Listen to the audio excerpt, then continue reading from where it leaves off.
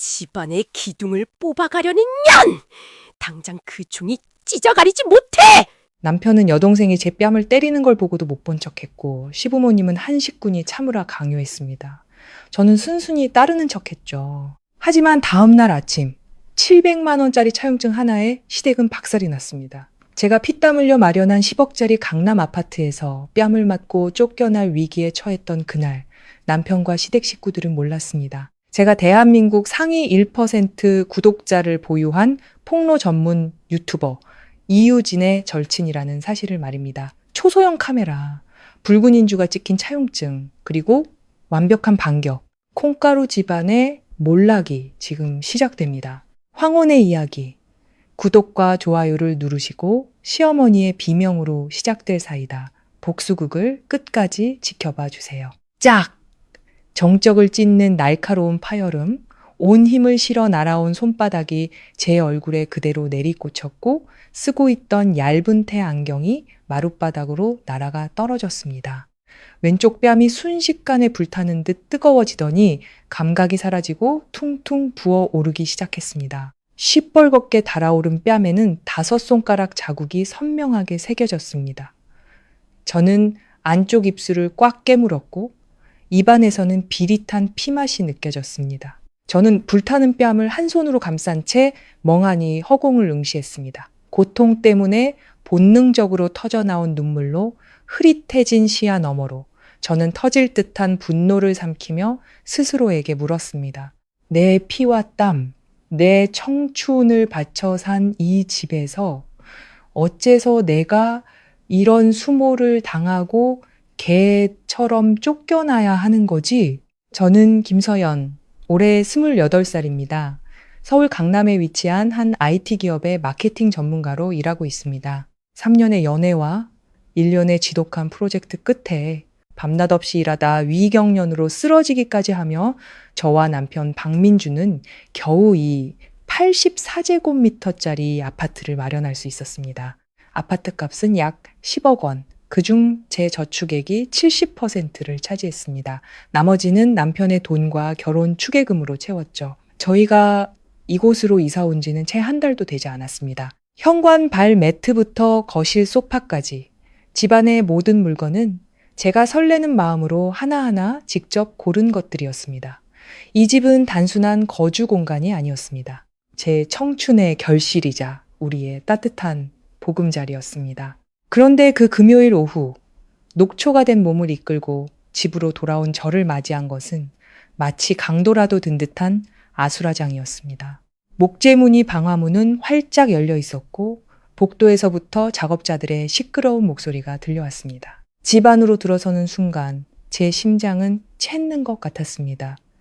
작업복을 입은 두 남자가 300만 원짜리 65인치 평면 TV를 벽걸이에서 떼어내려 낑낑대고 있었습니다. 주방에서는 최신형 건조 겸용 드럼 세탁기에 플러그가 뽑혀 있었습니다. 가사 노동의 부담을 덜기 위해 제 자신에게 선물했던 소중한 물건이었죠. 충격 방지용 비닐에 꽁꽁 쌓인 세탁기는 엘리베이터로 옮겨지기만을 기다리며 바닥에 덩그러니 놓여 있었습니다. 그리고 거실 한가운데 제가 아끼던 베이지색 패브릭 소파에 다리를 꼬고 앉아 있는 건 남편의 여동생 25살 박미나였습니다. 아가씨는 태연하게 스마트폰으로 SNS를 구경하며 가끔씩 거만한 눈초리로 작업자들을 재촉했습니다. 아가씨, 지금 언니 집에서 뭐 하는 거예요? 저는 가방을 식탁에 내던지고 작업자들에게 달려갔습니다. 당장 멈추세요. 누가 허락했죠? 그 TV 내려놓으세요. 미나는 저를 보더니 깜짝 놀라 고개를 들었습니다. 하지만 당황하는 기색도 잠시, 입술을 삐죽이며 천천히 일어나 몸에 딱 붙는 원피스 자락을 쓸어내렸습니다. 새언니, 뭘 그렇게 불난집처럼 길길이 날뛰어요? 꼭 무슨 큰일이라도 난 것처럼. 내가 지금 묻고 있잖아요. 왜 우리 집 물건들을 다 드러내고 있는 거냐고요. 누가 아가씨 마음대로 사람을 불러서 내 물건을 옮기라고 했어요. 저는 들끓는 분노를 억누르며 한 글자 한 글자 힘주어 말했습니다. 미나는 웨이브 넣은 머리카락을 어깨너머로 넘기며 비웃었습니다. 다음 달에 저 결혼하잖아요. 신혼집이 텅 비어서 오빠가 와서 쓸만한 거 있으면 가져가라고 했어요. 보니까 이 TV랑 세탁기가 우리 집 톤이랑 잘 맞을 것 같아서 잠깐 빌려가는 거예요. 동생이 결혼하는데 한 식구끼리 물건 좀 빌려가는 게 뭐 어때서요? 새언니는 아주 그냥 시댁 식구들한테 계산적이고 쫀쫀하게 구네요. 그 뻔뻔함에 저는 할 말을 잃었습니다. 25살 직장도 다니고 곧 결혼까지 할 사람이 오빠 집에 와서 물건을 강탈해 가는 것을 당연하게 여기다니. 아가씨, 이 TV랑 세탁기, 내가 피땀 흘려 번 돈으로 산 거예요. 아직 비닐도 다 안 뜯었는데 그걸 마음대로 사람 불러서 가져가면서 빌리는 거라고요? 그건 빌리는 게 아니라 강도질이에요. 오빠가 뭐라고 했든 상관없어요. 이 집 오빠랑 내 공동명이고 이 집 물건들은 내 돈으로 산 거예요. 내 허락 없이는 누구도 이 문 밖으로 밥그릇 하나 가져갈 수 없어요. 기사님들 죄송하지만 전부 원위치 시켜주세요. 그리고 모두 나가주시고요. 제 말에 두 작업자는 당황하며 서로를 쳐다보더니 낑낑대며 TV를 바닥에 내려놓고 연장을 챙기기 시작했습니다. 그 모습을 본 미나는 꼬리라도 밟힌 짐승처럼 날뛰기 시작했습니다. 그녀는 제게 달려들어 새빨간 매니큐어를 칠한 손가락으로 제 얼굴을 가리켰습니다. 그녀의 목소리는 날카롭게 갈라졌습니다. 돈 좀 있다고 잘난 척하지 마세요. 이 집, 우리 오빠, 돈도 들어갔어요. 오빠 물건은 곧 내 물건이고 내가 쓸 권리가 있어요. 당신이 우리 오빠랑 결혼해서 이 집에 들어온 이상 당신 돈도 다 우리 박씨 집안 돈이라고요. 어디서 당신 나 구분 지으면서 잘난 척이야. 비켜요, 사람들 일하게. 재수 없는 여자. 말 조심해요, 아가씨. 박씨 집안이라고 내 피와 땀을 빼앗을 권리는 없어요. 저도 물러서지 않고 제 얼굴을 가리키는 손을 강하게 뿌리쳤습니다. 바로 그 순간 미나는 제 뺨을 향해 무자비하게 손을 휘둘렀습니다. 짝 하는 소리와 함께 방 안의 모든 소음이 대섰습니다. 작업자들은 입을 떡 벌리고 경악했습니다. 저는 비틀거리며 뺨을 감싸 쥐었습니다. 시누이는 조금도 두려워하거나 미안해하는 기색 없이 허리에 손을 얹고 도전적인 눈빛으로 저를 쏘아봤습니다. 이건 며느리 된 도리를 가르쳐주기 위한 거예요. 우리 오빠가 착하다고 아주 머리 꼭대기까지 기어오르려고 해? 긴장이 극에 달했을 때 복도에서 다급한 발소리가 들려왔습니다. 민준 씨가 돌아온 겁니다.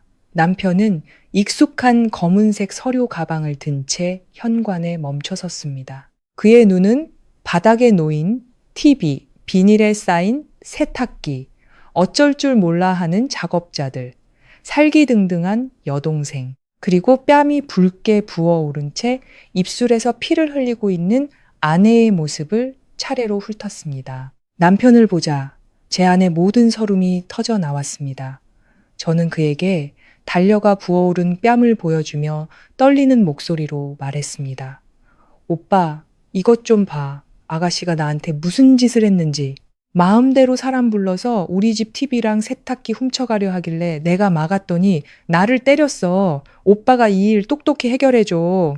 저는 남편이 불같이 화를 내주길 바랐습니다. 서류 가방을 내던지고 저를 끌어안고 보호해주며 저 사람들을 쫓아내고 버릇없는 여동생에게 따끔한 교훈을 주기를 기대했습니다. 그가 저를 지켜줄 것이라 믿었습니다. 하지만 아니었습니다. 민준 씨는 그저 가만히 서 있었습니다. 그는 미간을 살짝 찌푸린 채 제 뺨의 상처를 정확히 3초간 쳐다보더니 이내 시선을 바닥의 TV로 돌렸습니다. 그는 짜증스럽게 한숨을 쉬며 넥타이를 느슨하게 풀고는 피 흘리는 제 심장에 얼음물을 끼얹는 듯한 차가운 목소리로 말했습니다. 애들도 아니고 별것도 아닌 일로 왜 이렇게 소란이야. 이웃 사람들이 들으면 우리 집 교양 없다고 하겠네. 미나고 결혼하잖아. 아직 어리고 생각이 짧아서 그런 거지. 그냥 몇 개 빌려주면 되지. 뭘 그렇게 어른이 돼서 동생이랑 따지고 그래. 한 식구끼리 물건 좀 같이 쓰면 어때?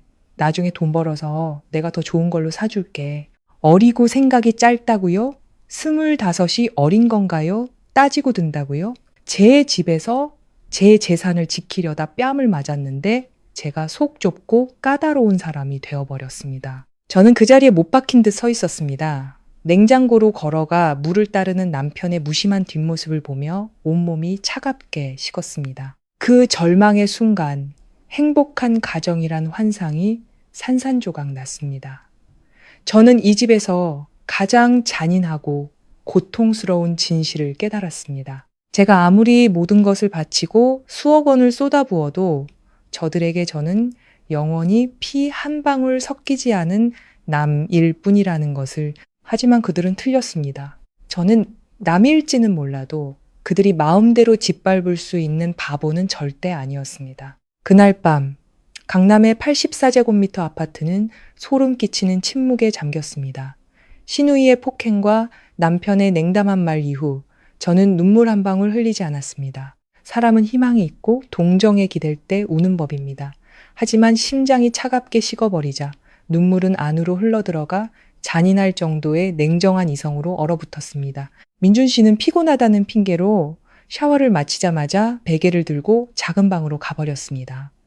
마치 아무 일도 없었다는 듯 코를 골며 깊은 잠에 빠졌습니다. 그는 퉁퉁 부은 제 뺨과 폐허처럼 변한 거실을 그대로 내버려 두었습니다. TV와 세탁기가 사라진 후 저는 묵묵히 얼음찜질을 하고 바닥에 흩어진 비닐과 스티로폼 조각들을 치웠습니다. 청소를 하는 동안 제 머리는 쉴 새 없이 돌아갔습니다. 인간의 탐욕은 끝이 없다는 것을 저는 잘 알고 있었습니다. 미나는 곧 신혼집에 입주합니다. 65인치 TV와 드럼 세탁기로는 그 뻔뻔한 탐욕을 채우기에 부족할 겁니다. 거실에 남은 가장 비싸고 가치 있는 물건은 바로 강화유리 도어의 500리터짜리 고급 냉장고였습니다. 가격은 300만 원. 작년 제 연말 보너스를 전부 털어 산 물건이었죠. 매일 지문 하나 남지 않도록 닦으며 애지중지했습니다. 분명 미나는 다시 돌아올 겁니다. 밤 11시. 저는 안방문을 굳게 잠그고 대학 동기이자 대기업 인사팀에서 일하는 친구 지우와 가족 갈등과 사회 부조리를 폭로하는 콘텐츠로 유명한 유튜버 유진에게 전화를 걸었습니다. 제 이야기를 들은 지 우는 욕설을 내뱉었고 유진은 잠시 침묵하더니 차분하고 명료한 목소리로 말했습니다. 서연아, 절대 섣불리 움직이면 안 돼. 저쪽이 뻔뻔하게 나올수록. 우리는 법적 증거를 확실하게 잡아야 해. 내일 아침 일찍 너희 집으로 갈게. 넌 서류만 준비해. 영상이랑 음성은 내가 알아서 할게. 예상대로 토요일 아침 민준 씨는 파트너와 약속이 있다는 핑계로 일찍 집을 나섰습니다. 감정의 소용돌이에 빠진 저를 혼자 내버려 둔 채 말이죠. 오전 9시 유진이 초인종을 눌렀습니다. 그녀는 커다란 가방을 들고 왔는데 그 안에는 초소형 카메라 세대와 전문 녹음기가 들어 있었습니다. 저는 카메라 하나를 TV 선반 위 스킨답서스 화분 속에 숨겨 현관을 정면으로 향하게 했습니다. 다른 하나는 책장 위쪽에 설치해 거실과 주방 전체가 보이도록 광각으로 설정했습니다. 유진은 능숙하게 장비를 설치하며 제게 신신당부했습니다. 이따가 그 여자가 오면 무조건 약하고 순종적인 피해자 연기를 해. 제가 의기양양해질수록 본색을 드러낼 테니까.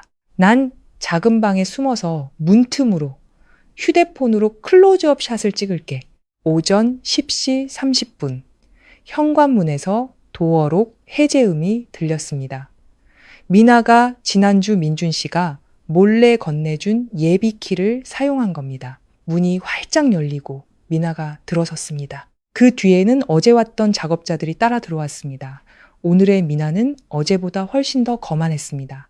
식탁에서 꽃꽂이를 하고 있는 저를 발견하고도 그녀는 인사조차 하지 않고 작업자들에게 턱짓으로 명령했습니다. 저기 저 큰 냉장고 보여요? 전기 코드 뽑고 박스로 조심해서 포장해요. 흠집 하나라도 나면 인건비에서 깔 거니까. 저는 가위를 내려놓고 차분하게 일어나 500리터 냉장고 앞을 막아섰습니다. 아가씨, 어제는 TV랑 세탁기 가져갔잖아요. 오늘은 이 300만 원짜리 냉장고까지 가져가려는 거예요? 이건 오빠 돈이 아니라 내 연말 보너스로 산 거예요. 미나는 눈을 흘기며 비웃었습니다. 제가 예상했던 시나리오 그대로였습니다. 그녀는 팔짱을 끼고 다가와 가시 도친 목소리로 비아냥거렸습니다. 어머, 새언니! 오늘은 웬일로 조용히 말하네요? 어제처럼 길길이 날뛰지도 않고 오빠한테 밤새 교육이라도 좀 받았나 봐요. 말했잖아요. 이 집 물건은 곧 내 물건이라고요. 새언니가 샀어도 결국 우리 박씨 집안을 위해 산 거잖아요. 어제 깜빡하고 못 가져가서 오늘 마저 가져가려고요. 비켜요. 어제처럼 한 대 더 맞고 싶지 않으면. 저는 고개를 숙인 채 꾹 참는 연기를 했습니다. 알았어요. 빌려가고 싶으면 가져가세요. 하지만 TV, 세탁기, 냉장고까지 합치면 거의 700만 원이에요. 이걸 그냥 보내면 나중에 저희 부모님이 오셔서 물건들 어디 갔냐고 물어보시면 제가 뭐라고 대답해요? 그러니 아가씨가 물건을 빌려갔다는 확인서에 사인 하나만 해줘요. 저도 친정에 핑맥거리라도 있어야죠. 미나는 푸아하고 큰 소리로 웃었습니다. 그 날카로운 웃음소리는 화분 밑에 숨겨진 초고감도 마이크에 고스란히 녹음되었습니다. 그녀는 제가 어제의 폭행과 오빠의 방관에 완전히 굴복했다고 생각한 모양이었습니다. 별꼴이야 진짜. 무슨 낡은 가전제품 몇 개 빌려가는데 서류까지 써요? 그래도 오늘 새언니가 말 잘 들으니까 그 정도는 해주죠. 빨리 줘봐요. 사람들 일해야 하니까. 저는 식탁으로 돌아가 어젯밤 미리 작성해둔 물품 대차 확인서를 꺼냈습니다. 깔끔하게 인쇄된 서류에는 소니 65인치 TV, 드럼 세탁기, 히타치 500리터, 냉장고의 모델명, 시리얼 번호, 그리고 새 것과 같음 99%이라는 상태가 명시되어 있었습니다. 특히 약정사항 항목에는 제가 친구 지우의 자문을 받아 아주 날카로운 조항을 삽입해 두었습니다. 을 방민한 상기 물품을 갓김서연으로부터 대여함을 확인함. 대여 기간은 30일로 함. 만약 30일 이내에 원상태로 반환하지 않을 경우 을은 물품 가액에 해당하는 700만 원 전액을 현금으로 배상해야 하며 연체 시 은행법에 따른 연체 이자가 가산됨. 미나는 서류를 건성으로 훑어보았습니다. 가족들에게 항상 떠받들어져 자란 탓에 그녀의 오만함은 서류 끝에 작은 글씨로 적힌 핵심 조항을 주의 깊게 읽을 필요성을 느끼지 못하게 했습니다. 그녀는 작업자의 주머니에서 볼펜을 꺼내 박미나라고 휘갈겨 서명했습니다. 자, 됐죠? 증거 여기 있어요. 아주 시댁 식구들한테 돈 한 푼까지 계산하는 꼴이라니. 이러니 우리 오빠가 친구들 만날 때 당신은 데려가지도 않는 거예요. 미나는 서류를 책상에 툭 던지며 모욕적인 말을 내뱉었습니다. 서명했으니까 혹시 모르니 여기 지장도 하나 찍어줘요. 저는 미리 준비해둔 인주를 태연하게 내밀었습니다. 아, 진짜 귀찮게 구네. 줘봐요. 미나는 짜증을 내며 인주의 엄지손가락을 꾹 누르더니 자신의 이름 아래에 선명한 붉은 자국을 남겼습니다. 그녀는 전혀 알지 못했습니다. 그 손가락이 종이에서 떨어지는 순간 제가 쳐놓은 그물이 완전히 닫혔다는 사실을 세대의 카메라는 그녀의 모든 모욕적인 언사, 경멸적인 눈빛, 그리고 법적 효력을 갖는 서류에 스스로 지장을 찍는 행동까지 완벽하게 담아냈습니다. 저는 서류를 조심스럽게 4번 접어 방수 비닐에 넣었습니다. 그리고 냉장고가 문 밖으로 나가는 모습을 차가운 눈으로 지켜봤습니다. 미나는 엘리베이터에 타기 전 저를 마지막으로 쏘아보며 의기양양하게 한마디 던졌습니다. 그럼 갈게요. 혼수 지원 고마워요, 새언니. 문이 닫히자마자 작은 방에 숨어있던 유진이 나왔습니다. 그녀는 엄지를 치켜 세우며 흥분된 미소를 지었습니다. 완벽해, 화질 선명하고 음성도 숨소리까지 다 들려. 새언니한테 막말하고 뻔뻔하게 물건 훔쳐가고 거기다 이 서명이랑 빨간 지장까지. 서연아, 내가 장담하는데 이 영상 터지면 쟤는 숨을 구멍도 없을 거야. 저는 손안의 차용증을 만지작거렸습니다. 제 입가에 옅지만 날카로운 미소가 번졌습니다. 게임은 이제부터 시작이었습니다. 어제의 뺨 한 대와 700만 원어치의 재산. 저는 박씨 집안이 원금은 물론 이자까지 쳐서 단 1원도 빠짐없이 갚게 만들 작정이었습니다. 제 예상대로 폭풍은 낯선이가 아닌 결혼식 날 저를 친딸처럼 여기겠다 약속했던 바로 그 사람들에게서 시작되었습니다. 그 토요일로부터 나흘이 지난 수요일 저녁이었습니다. 제가 막 저녁 식사를 차리고 있을 때였습니다. 퇴근하고 돌아온 민준 씨는 샤워를 마치고 소파에 앉아 스마트폰만 들여다보고 있었습니다. 갑자기 현관문에서 쾅쾅쾅 하고 문을 부술 듯한 소리가 울렸습니다. 제가 앞치마를 풀기도 전에 민준 씨가 짜증을 내며 문을 열었습니다. 문이 열리자마자 시부모님께서 집 안으로 들이닥쳤습니다. 실내화로 갈아신지도 않은 채 시어머니는 하이힐로 마룻바닥을 또각 울리며 살기등등한 얼굴로 걸어 들어왔습니다. 그 뒤로는 시아버지가 뒷짐을 진 채 굳은 얼굴로 따라 들어왔고 당연히 그들의 귀한 딸도 빠지지 않았습니다. 미나는 복도에 서서 어쩔 줄 몰라 하는 눈치였지만 고자질에 성공한 자의 더위만만한 표정을 숨기지는 못했습니다. 서연아, 너 이리 좀 나와봐. 시어머니는 옥으로 만든 금반지를 낀 손가락으로 저를 가리키며 소리쳤습니다. 그녀의 고함은 65제곱미터 아파트의 벽을 울리며 귀를 찢을 듯 날카롭게 퍼졌습니다. 저는 하던 일을 멈추고 침착하게 세 사람을 바라보았습니다.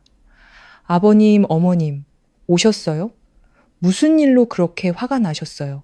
오긴 뭐가? 와! 시어머니는 명품 가방을 식탁에 내던졌습니다. 그 바람에 김치찌개 그릇이 넘어져 국물이 밖으로 흘렀습니다. 너 거기서 모르는 척 연기하지 마. 미나가 집에 와서 울면서 다 얘기했어. 내가 너한테 묻자. 우리 박씨 집안이 얼마나 복이 없으면 너 같은 며느리를 들였을까? 고작 TV랑 세탁기, 냉장고 몇 개 가지고 동생한테 빈 문서까지 쓰게 만들어? 그것도 모자라서 범죄자처럼 지장까지 찍게 해? 아마도 미나는 새 냉장고를 집에 들인 후 친구들에게 자랑하려다 그 차용증을 꺼내 보였을 겁니다. 그러다 법을 좀 아는 누군가가 700만 원 배상 및 연체이자 조항을 읽어주었겠죠. 그제야 자신이 함정에 빠진 것을 알고 부모님께 달려가 치소연을 한 것이 분명했습니다. 저는 깊게 숨을 들이쉬고 엎질러진 찌개 그릇을 옆으로 밀었습니다. 제 목소리는 빠르지도 느리지도 않았습니다. 어머님, 그 물건들 다 합치면 700만 원이 넘어요. 전부 제가 피땀 흘려 번 돈으로 산 것들이에요. 미나가 제 허락도 없이 사람들을 데려와서 철거하고 가져갔고 심지어 제 뺨까지 때렸어요. 제가 미나에게 대차 확인서를 쓰게 한 건 책임 소재를 분명히 하고 파손 시 배상받기 위함이에요. 저는 이게 지극히 정상적이고 공평한 일이라고 생각하는데요. 공평? 네가 감히 시댁에 대고 공평이라는 말을 입에 올려?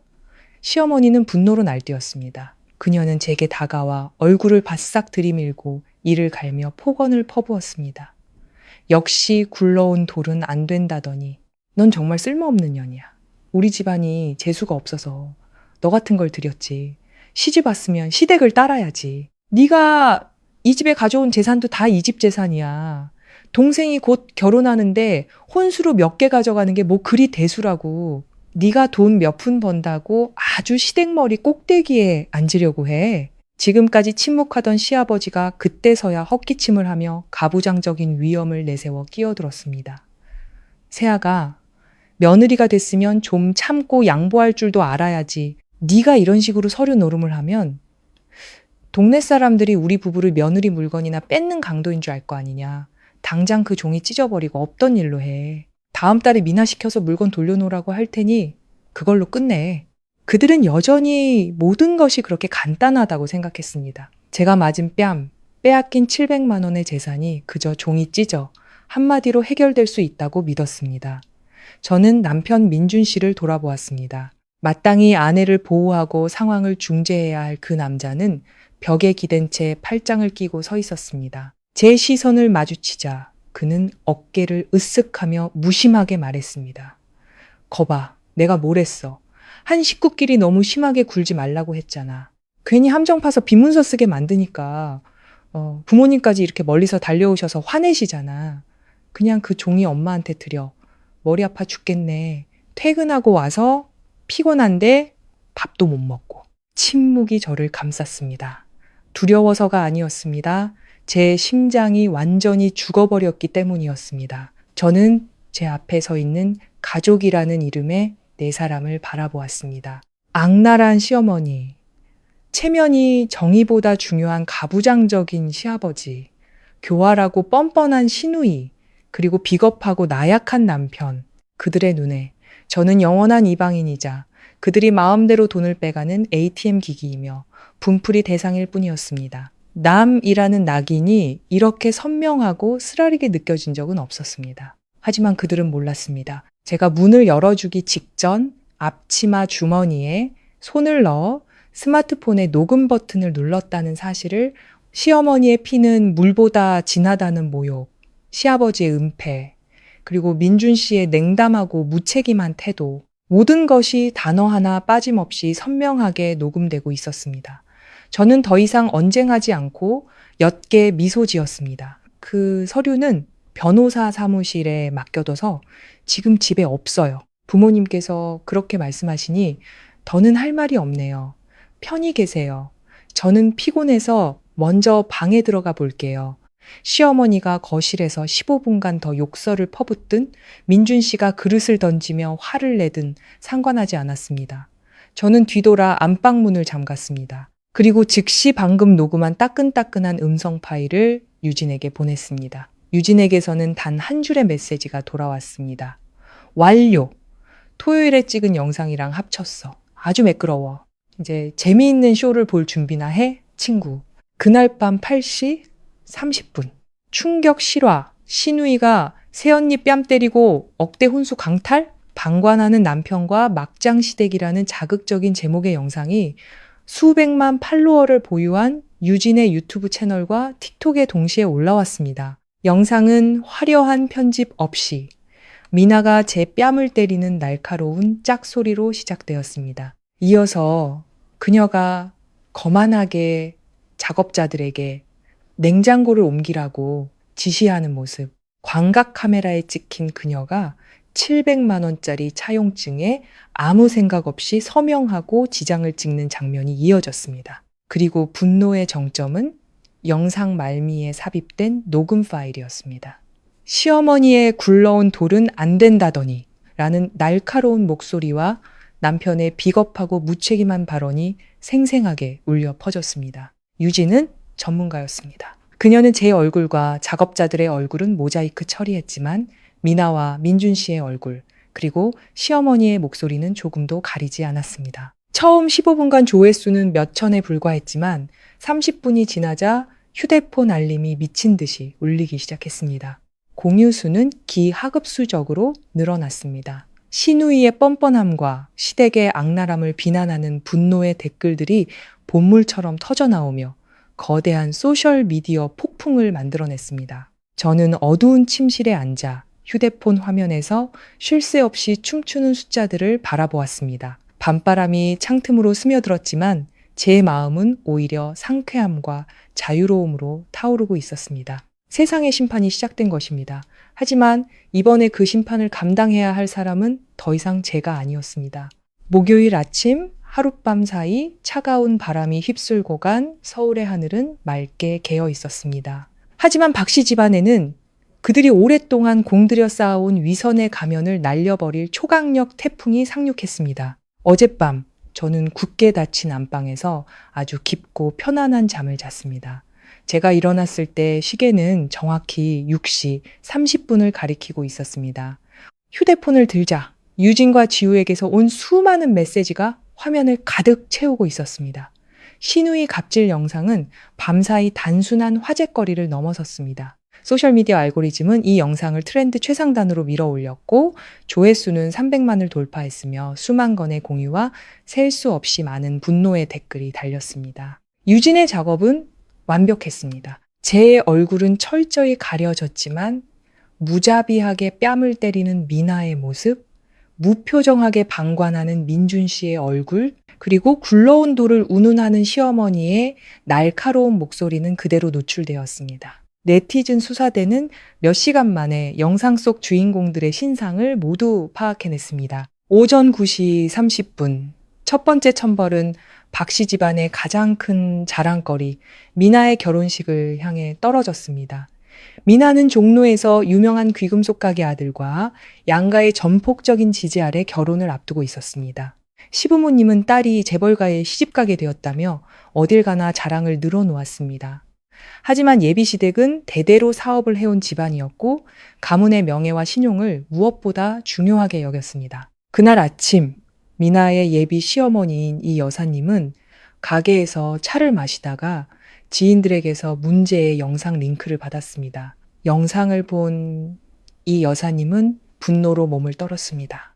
오빠의 신혼집 물건을 강탈하고 새언니의 뺨을 거리낌 없이 때리는 그 폭력적인 모습, 그리고 700만 원짜리 차용증에 제 손으로 지장을 찍는 그 뻔뻔함까지 자신이 그토록 마음에 들어했던 예비 며느리의 실체였습니다. 이 여사님은 1초도 지체하지 않고 시어머니에게 전화를 걸었습니다. 그때 시어머니는 동네 시장에서 막 장을 보고 돌아온 참이었습니다. 시장 입구에서부터 끝까지 부녀 회장이며 정육점 아줌마까지 모두 뒤에서 수군대는 것을 느꼈기 때문에 기분이 좋지 않았습니다. 저기 봐, 며느리 물건 뺏는 딸 감싸준다는 그 악독한 시어머니. 집에 들어서자마자 전화벨이 울렸습니다. 발신자 이름을 확인한 시어머니는 재빨리 목소리를 가다듬고 전화를 받았습니다. 어머, 사부인, 이른 아침부터 웬일이세요? 사부인은 무슨 놈의 사부인?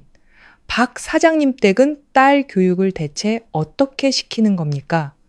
수학이 넘어 이 여사님의 목소리는 칼날처럼 날카로웠습니다. 우리는 아들 며느리로 예의 바르고 교양 있는 아이를 원했지. 오빠 물건이나 훔치고 새언니 뺨이나 때리는 시장 잡배 같은 애를 원한 게 아니에요. 지금 온 동네 사람들이 나한테 영상을 보내고 있어요.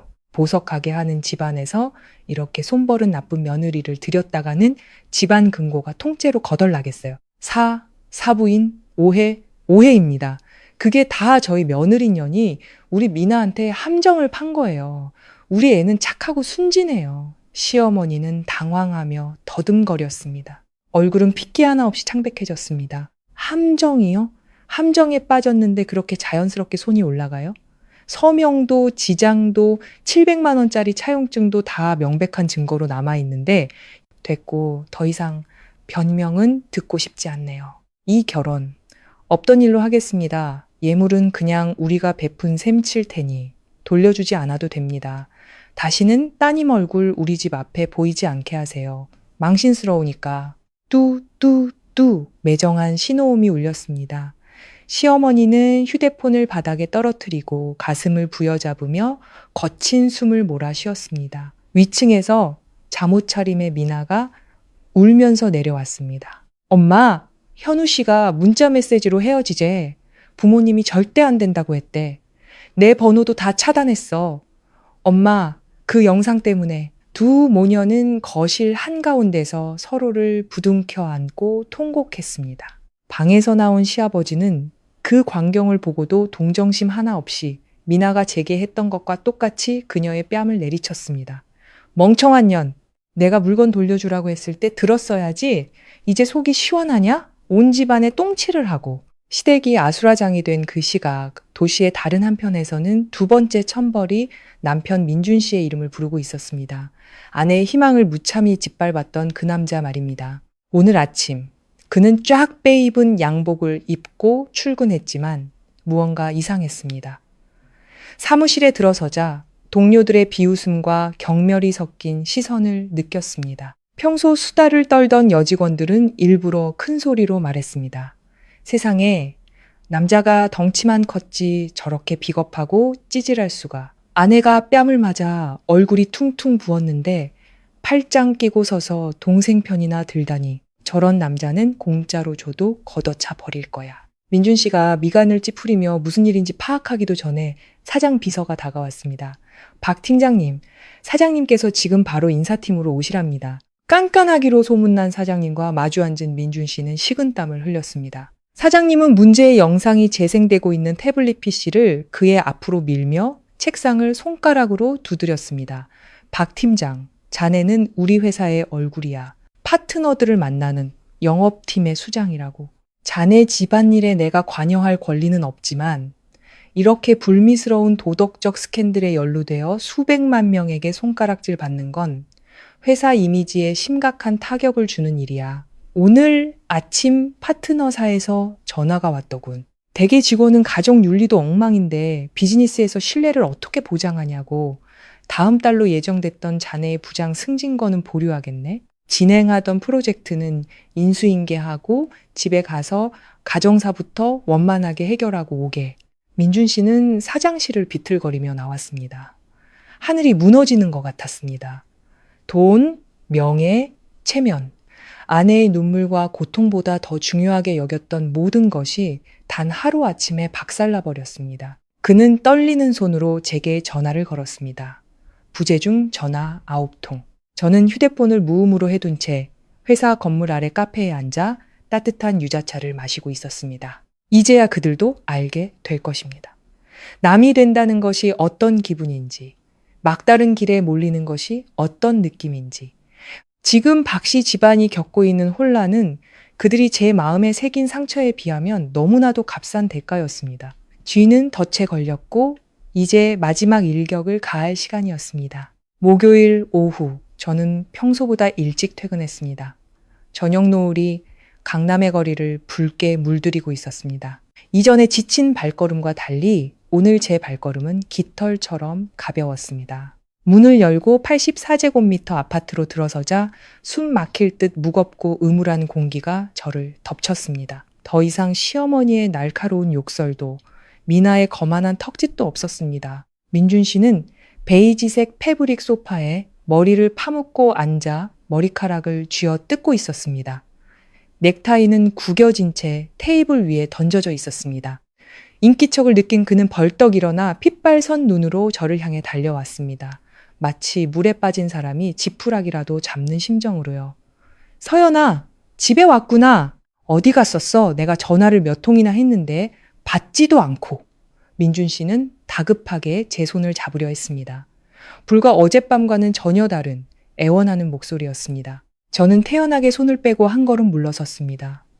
한때 남편이라 불렀던 남자의 일그러진 얼굴을 차갑게 훑어보았습니다.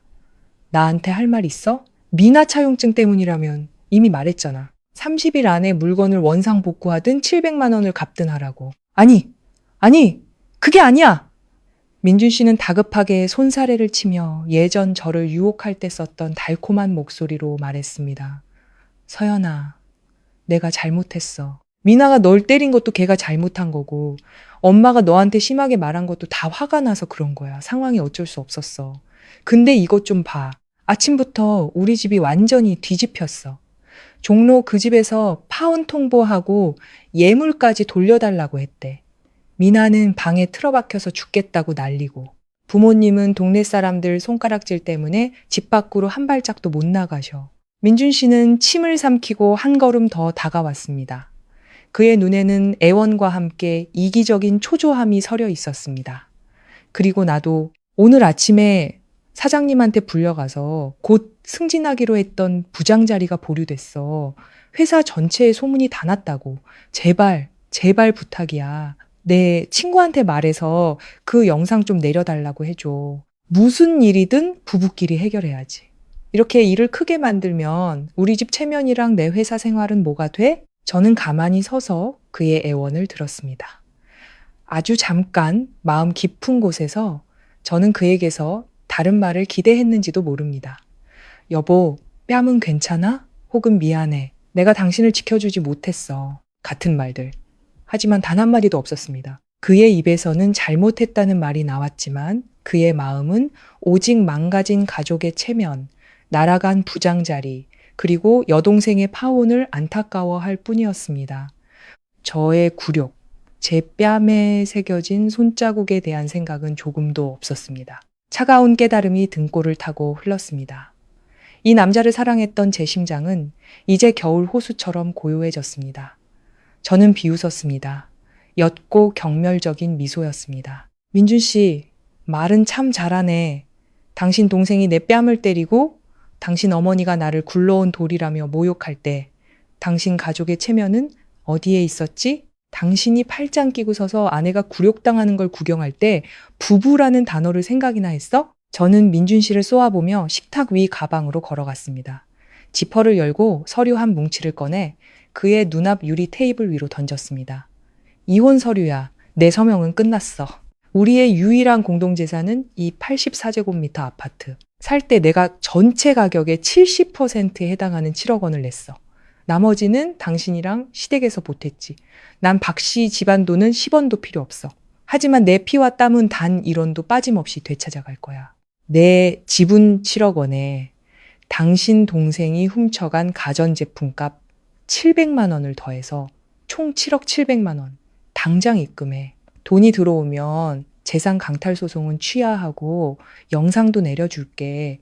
그러지 않으면 법정에서 보자. 민준 씨는 서류 맨 위에 굵은 글씨로 인쇄된 이혼 요구서라는 글자를 보고 얼어붙었습니다. 그는 떨리는 목소리로 말했습니다. 서연아, 너 미쳤어? 고작 가전제품 몇 개 때문에 이혼을 하자고? 이렇게 정이 없어? 정이 없는 게 아니라 정신을 차린 거야. 저는 그의 말을 잘랐습니다. 목소리는 강철처럼 단단했습니다. 정이 없는 건 악행을 방관한 당신 가족이고 엄마 치마폭에 숨어서 부장자리나 아까워하는 비겁한 당신이야. 서명해. 그리고 깔끔하게 끝내자. 난 오늘 밤 당장 이 집에서 나갈 거야. 이 집은 당신의 그 잘난 체면에 양보할게. 민준 씨가 더 이상 반응할 틈도 주지 않고 저는 안방으로 들어갔습니다. 아침에 미리 싸둔 28인치 캐리어를 끌고 나왔습니다. 안에는 제 옷과 개인 서류 그리고 저만의 추억이 담긴 물건들이 들어있었습니다. 단 5분 만에 저는 캐리어를 끌고 현관으로 향했습니다. 소파에 주저앉아 절망적으로 머리를 감싸쥔 남자를 돌아보지도 않았습니다. 방화문이 등 뒤에서 닫히며 지긋지긋한 악연을 완전히 끊어냈습니다. 아파트 1층 로비로 캐리어를 끌고 나왔습니다. 서울의 가을바람이 머리카락을 스치며 며칠간 저를 짓누르던 숨막히는 공기를 씻어주었습니다. 로비 앞에는 친구 지우의 하얀색 마츠다 차량이 비상등을 켠 채 서 있었습니다. 지우는 자랑스럽고 환한 미소로 저를 향해 손을 흔들었습니다. 차에 올라탔을 때 저는 뒷좌석에 앉아있는 한 남자 때문에 놀랐습니다. 하늘색 셔츠에 금속대 안경을 쓴 그는 서류 뭉치를 넘기고 있었습니다. 그는 날카로운 얼굴선과 지적이고 차분한 분위기를 풍기는 사람이었습니다. 서연아, 소개할게. 이쪽은 이강훈 변호사님. 어젯밤에 내가 말했던 분이야. 지우가 운전석에서 쾌활하게 말했습니다. 강훈 변호사님은 이혼이랑 재산 분할 소송 전문이야. 아주 유능하신 분이지. 내가 이 사건 변호사님께 맡겼어. 저쪽에서 딴소리하거나 돈 떼먹으려고 하면 변호사님께서 법이 얼마나 무서운지 똑똑히 가르쳐 주실 거야. 강훈 변호사는 서류를 덮고 제게 가볍게 고개를 끄덕였습니다. 그의 낮고 차분한 목소리는 이상하게도 안정감을 주었습니다. 김서연 씨, 안녕하세요. 영상을 확인했고 물품 대차 확인서 사본도 검토했습니다. 아주 잘하셨습니다. 증거가 매우 명확하고 합법적입니다. 이제부터는 저쪽과 직접 대화하거나 언쟁하실 필요 없습니다. 모든 법적 절차, 재산 분할, 권리 되찾는 문제는 제게 맡겨주십시오. 그의 든든한 모습과 지우의 따뜻한 미소를 보자 제 눈가에서 뜨거운 눈물 한 방울이 흘러내렸습니다. 하지만 그것은 분노나 약함의 눈물이 아니었습니다. 지독한 고통에서 벗어난 안도감의 눈물이었습니다. 여자는 때로 모든 것이 무너지는 고통을 겪고 나서야 비로소 자기 자신을 사랑하고 소중히 여기는 법을 배우게 되는지도 모릅니다. 저는 눈물을 재빨리 닦고 환하게 미소 지으며 깊은 숨을 내쉬었습니다. 감사합니다, 변호사님. 고마워, 지우야. 이제 시작해보죠. 차는 화려하지만 차가웠던 아파트를 뒤로 하고 새롭고 눈부신 자유를 향해 나아갔습니다. 제가 캐리어를 끌고 집을 나온 지 이틀이 지났지만 소셜미디어는 여전히 뜨거웠습니다. 막다른 길에 몰렸다고 생각했던 박씨 집안은 그러나 다시 한번 이기적인 본성을 드러냈습니다. 토요일 아침, 미나는 자신의 페이스북과 새로 만든 틱톡 계정에 10분짜리 해명 영상을 올렸습니다. 뻔뻔하게 소리치던 모습은 온데간데 없고 미나는 화장기 없는 창백한 얼굴과 헝클어진 머리로 나타났습니다. 그녀는 억울한 피해자 연기를 하며 콧물을 훌쩍이며 통곡했습니다. 여러분, 제발 저희 가족을 살려주세요. 미나는 퉁퉁 부은 눈으로 카메라를 응시했습니다. 저희 새언니는 아주 교활하고 악독한 사람이에요. 오랫동안 시댁을 미워했어요. 영상 속 폭행은 새언니가 먼저 저희 부모님께 욕설을 퍼붓고 저를 때려서 제가 정당방위를 한 것뿐이에요. 700만 원짜리 차용증은 새언니가 조폭 같은 사람들을 불러서 저를 협박했기 때문에 무서워서 어쩔 수 없이 서명하고 지장 찍은 거예요. 저는 아직 25살밖에 안 됐는데 그만한 돈이 어디 있겠어요? 새언니는 단지 돈을 뜯어내고 질투심에 제 결혼을 망치고 싶었을 뿐이에요. 영상은 즉시 관심을 끌었습니다. 일부 네티즌들은 의심을 품기 시작했고 오히려 저를 비난했습니다. 제가 악독한 시누이 노릇을 하며 고작 가전제품 몇 개 때문에 젊은 아가씨를 벼랑 끝으로 몰았다는 것이었습니다. 강훈 변호사의 조용한 사무실에 앉아 저는 늘어나는 악성 댓글들을 보며 씁쓸하게 미소 지었습니다. 인간은 천벌을 눈앞에 두고도 거짓으로 흑백을 뒤바꾸려 하는 존재였습니다. 강훈 변호사는 제게 따뜻한 연잎차 한 잔을 건네주었습니다. 그의 차분한 태도는 무거운 분위기를 덜어주었습니다. 그는 안경을 고쳤으며 차분한 목소리로 말했습니다. 그런 말들에 신경 쓸 필요 없습니다. 법은 악어의 눈물을 듣지 않습니다. 법은 오직 증거만을 들을 뿐입니다. 저쪽이 발버둥 칠수록 그물은 더 단단히 조여질 겁니다.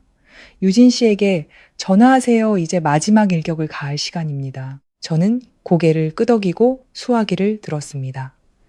15분 후 유진의 수백만 팔로워 채널에 새로운 게시물이 왔습니다. 진실은 눈물 몇 방울로 희석되지 않습니다. 무편집, 노 모자이크 원본 영상을 공개합니다. 그 아래에는 스킨답서스 화분에 숨겨진 카메라로 찍은 선명한 원본 영상이 있었습니다. 영상에는 미나가 거만하게 문을 열고 들어와 냉장고를 옮기라고 지시하는 장면부터 저를 쫀쫀하다고 비웃으며 태연하게 차용증에 서명하고 스스로 인주에 손가락을 찍어 의기양양하게 지장을 찍는 순간까지 모든 것이 담겨 있었습니다.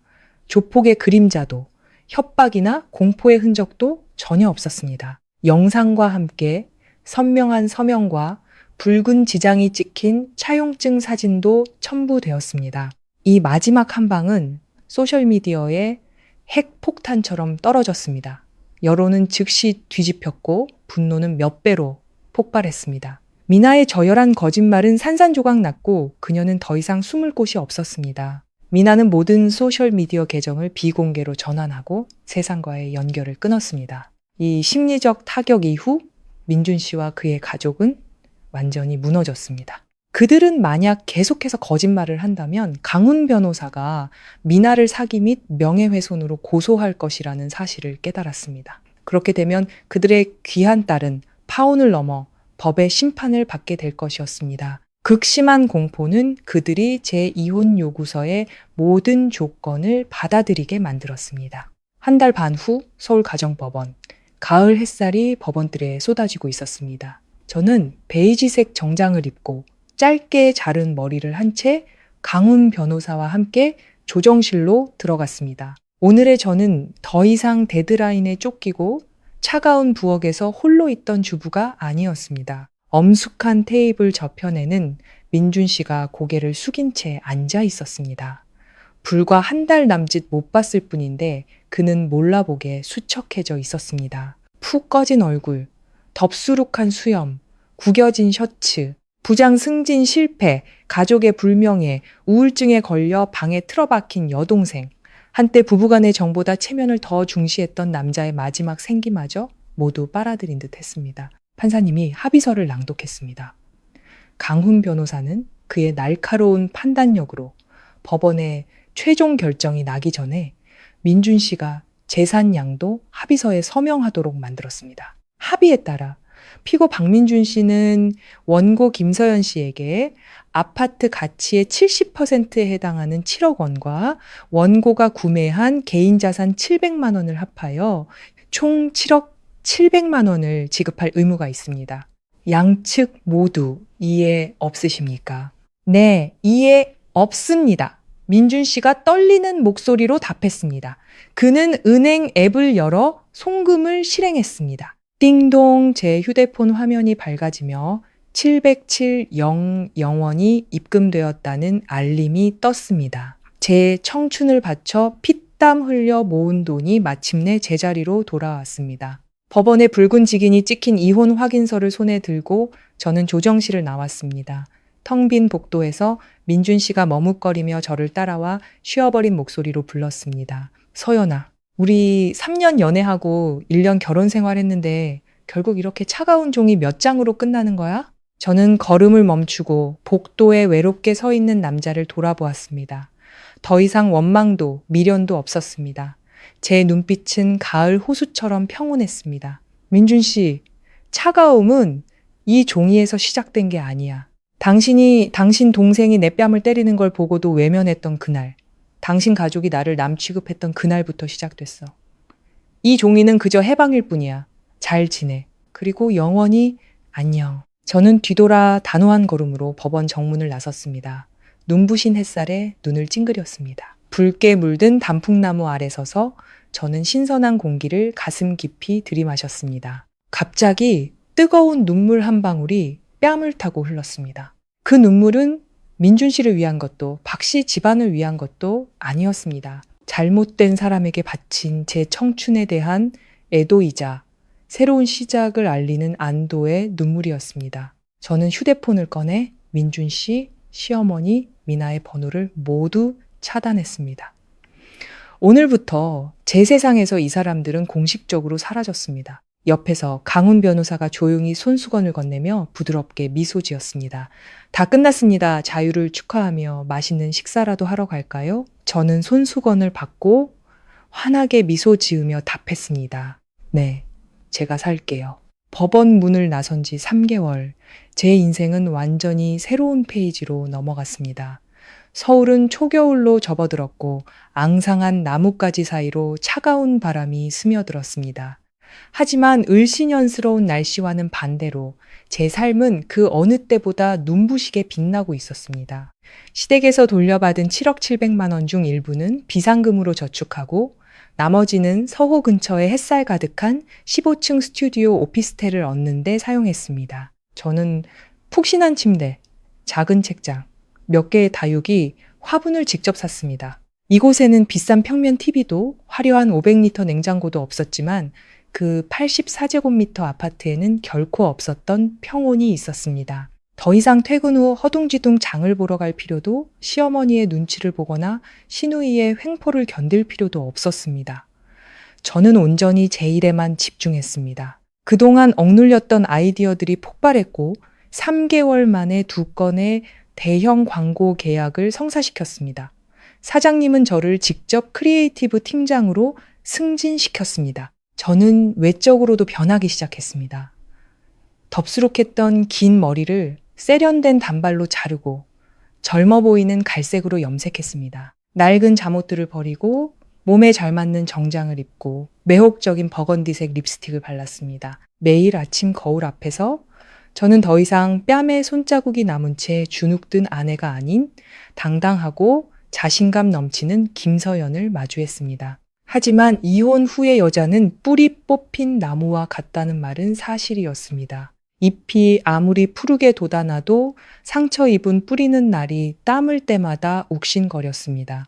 겉으로는 강한 척했지만 제 내면은 여전히 불안정했습니다. 12월의 어느 추운 밤, 그 불안은 정점에 달했습니다. 연말 프로젝트를 마무리하느라 9시까지 야근을 한 그날, 민준 씨와 함께 집을 사기 위해 무리했던 시절 얻었던 위경련이 재발했습니다. 수천 개의 바늘이 복부를 찌르는 듯한 극심한 고통에 저는 침대 위에서 몸을 웅크렸습니다.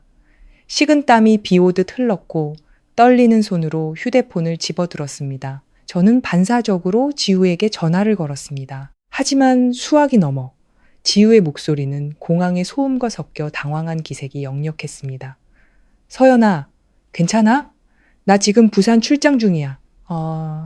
내일 아침에나 올라갈 수 있는데 많이 아파? 어떡하지? 기다려봐. 내가 바로 사람 보낼게. 20분도 채 되지 않아 현관문에서 다급한 초인종 소리가 울렸습니다. 저는 이를 악물고 배를 움켜쥔 채 힘겹게 문을 열었습니다.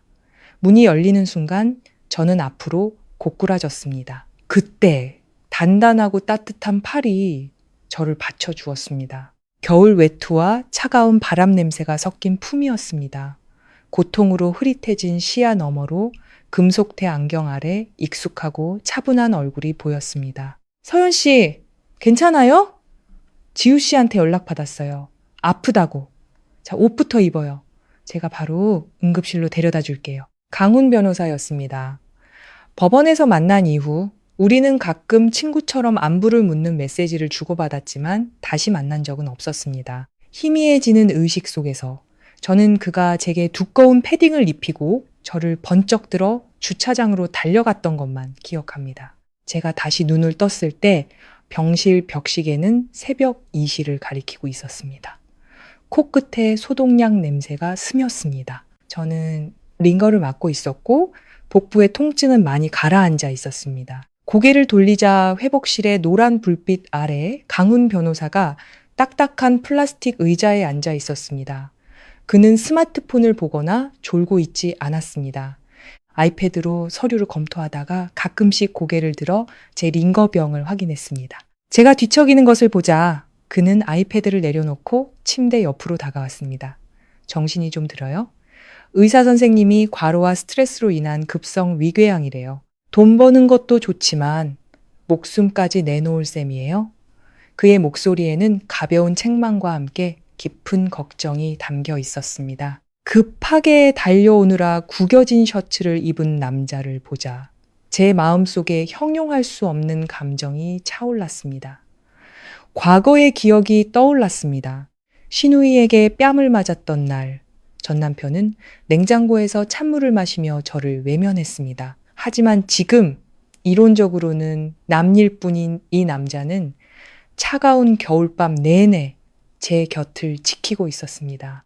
제 눈에서 갑자기 눈물이 터져 나와 베개를 적셨습니다. 그는 당황하며 어색하게 티슈를 뽑아 제 눈가를 부드럽게 닦아주었습니다. 그의 따뜻한 손이 제 뺨에 닿았습니다. 왜 울어요? 아직도 아파요? 의사 선생님 부를까요?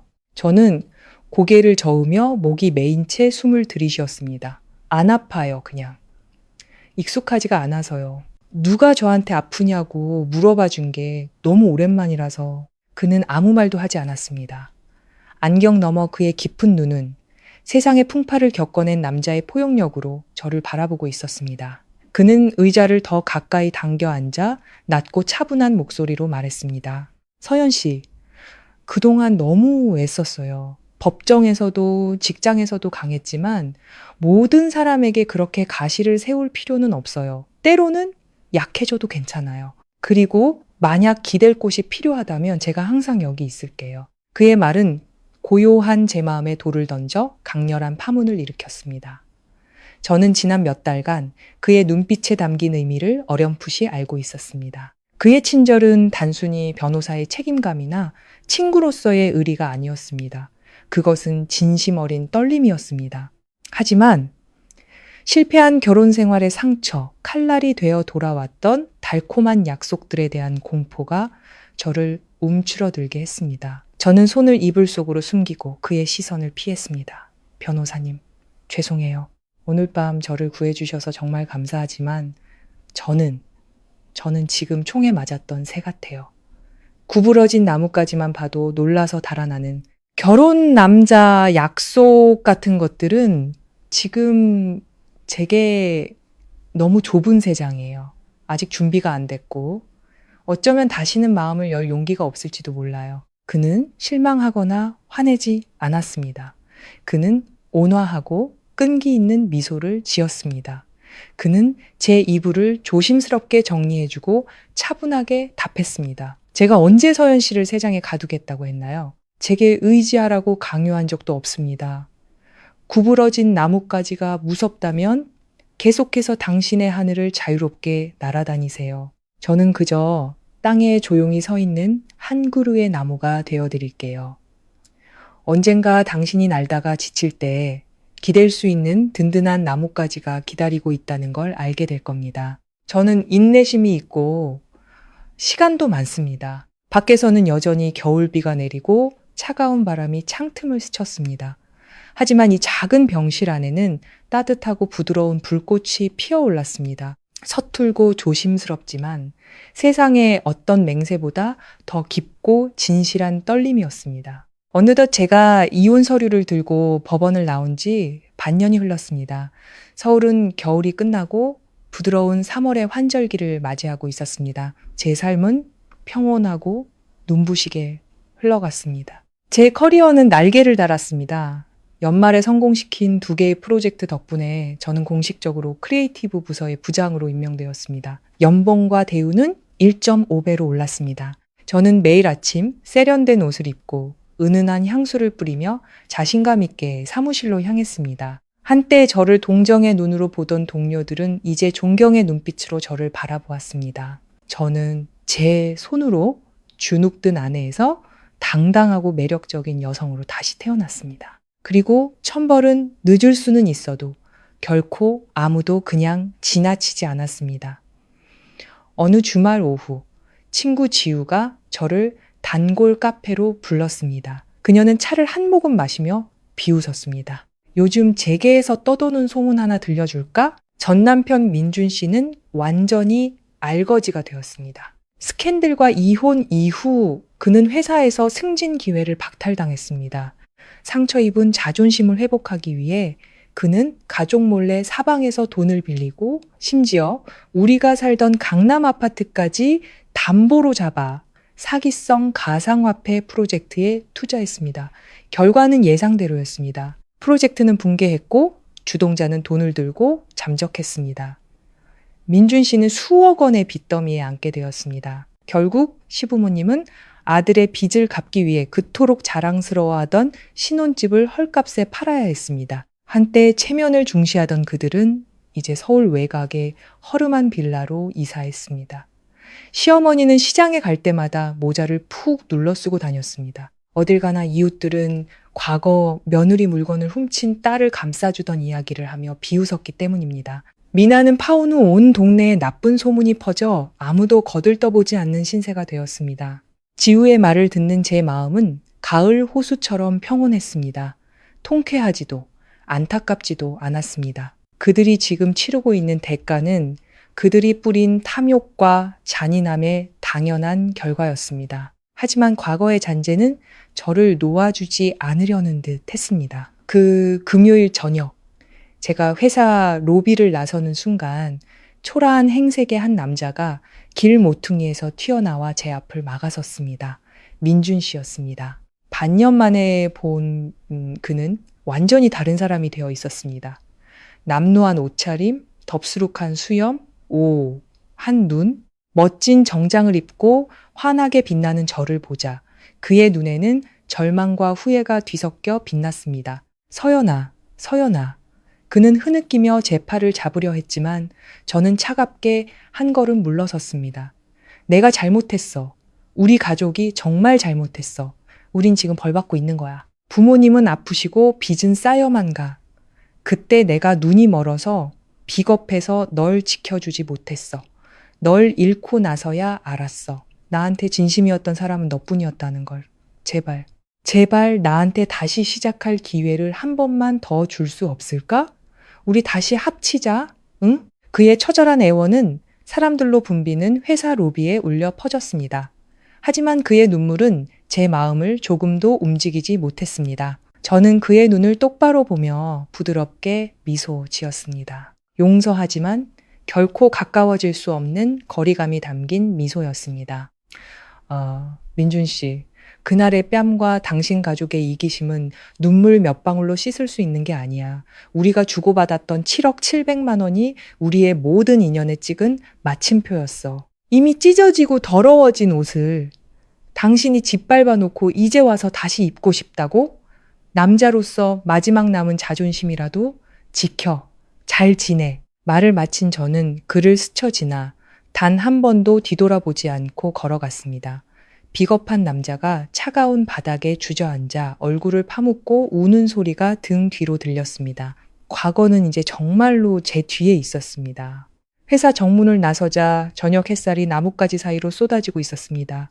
그곳에는 익숙한 차가 서 있었습니다. 강훈 변호사는 차에 기댄 채 단정한 하늘색 셔츠를 입고 따뜻하게 미소 짓고 있었습니다. 그는 모든 것을 지켜본 듯 했지만 제가 스스로 과거를 끊어낼 만큼 강하다는 것을 알기에 개입하지 않았습니다. 그는 제게 차문을 열어주었습니다. 우리는 바로 집으로 가지 않고 황학동 거리를 걸었습니다. 3월의 개나리가 길가에 흐드러지게 피어 있었습니다. 봄 내음이 가득한 거리를 걷다가 그가 갑자기 멈춰 섰습니다. 그는 저와 마주 보았습니다. 안경 너머 그의 눈빛은 너무나 부드럽고 확고해서 제 심장이 잠시 멈칫했습니다. 그는 천천히 재킷 주머니에서 짙은 파란색 벨벳 상자를 꺼냈습니다. 화려한 장미도 촛불도 흔한 맹세도 없었습니다. 그는 상자를 열었습니다. 저녁 햇살 아래 작지만 영롱하게 빛나는 다이아몬드 반지가 있었습니다. 서연 씨, 그의 낮고 따뜻한 목소리가 나뭇잎 스치는 소리와 함께 울려 퍼졌습니다. 반년 전 그 겨울밤 병원에서 제가 나무가 되어 기다리겠다고 말했죠. 지난 반년 동안 저는 당신이 스스로 상처를 치유하고 누구보다 눈부시게 빛나는 것을 보았습니다. 상처 입었던 작은 새는 이제 자유로운 불사조가 되었습니다. 이제 이 나무가 당신의 남은 날들의 비바람을 막아주는 것을 허락해 주시겠습니까? 저는 그 자리에 멈춰서서 가장 어둡고 힘들었던 시절에 조용히 제 곁을 지켜준 이 남자를 바라보았습니다. 그의 든든한 어깨와 변함없는 친절은 제 메마른 마음에 다시 생기를 불어넣어 주었습니다. 뜨거운 눈물 한 방울이 뺨을 타고 흘렀지만 이번에는 더없이 행복한 눈물이었습니다. 서울의 한쪽 하늘을 하얗게 물들인 개나리 나무 아래서 저는 조용히 고개를 끄덕였습니다.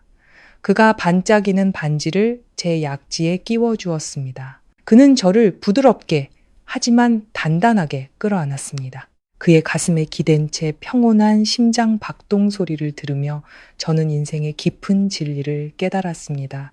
비 온 뒤의 햇살은 언제나 가장 찬란하다는 것을. 우리 여자들은 누구도 청춘이 상처와 실패로 얼룩지기를 원하지 않습니다. 하지만 만약 잘못된 사람을 선택했다면 그 실수를 붙잡고 두려워하지 마세요. 여자는 자신에게 속하지 않은 것을 용감하게 놓아버렸을 때 비로소 진정으로 가치 있고 눈부시게 빛나며 행복해질 수 있으니까요.